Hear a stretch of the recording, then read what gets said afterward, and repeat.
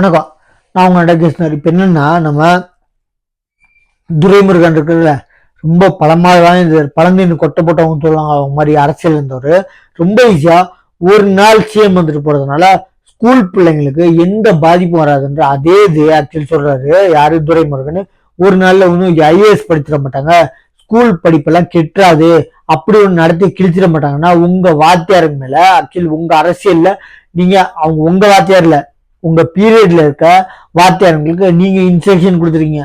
எங்க கட்சிக்காரங்களுக்கு நாங்க நடத்துற மீட்டிங் தான் இம்பார்ட்டன்ட், பசங்க படிப்பு இல்லை அப்படின்னு சொல்றவங்க ஒரு நாள் படிச்சு ஒன்று கிழிச்சிட மாட்டாங்க, ஒரு நாள் நடத்திட மாட்டாங்க. எங்க ஆசிரியரை பத்தி எனக்கு நல்லா தெரியும், அவங்க ஸ்டாண்டர்ட் அப்படின்னு சொல்றாங்க. நீங்களே கேவலப்படுத்துறீங்க.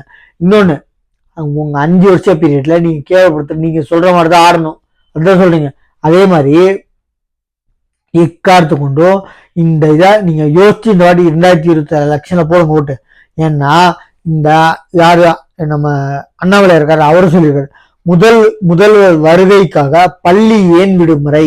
இது முதல்வர் வருகைக்கு கோவையில் அரை நாள் பள்ளிக்கு விடுமுறை அளிக்கப்பட்டுள்ளது. விடுமுறை அளித்தது மக்களுக்கே பிடிக்கவில்லை, எதற்கு பள்ளி விடுமுறை அளிக்க வேண்டும்?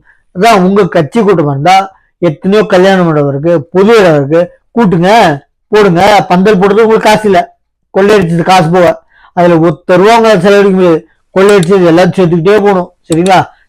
என்ன இதெல்லாம் நியாயமே இல்லைங்க, ரொம்ப கேவலமான ஒரு செயலுங்க.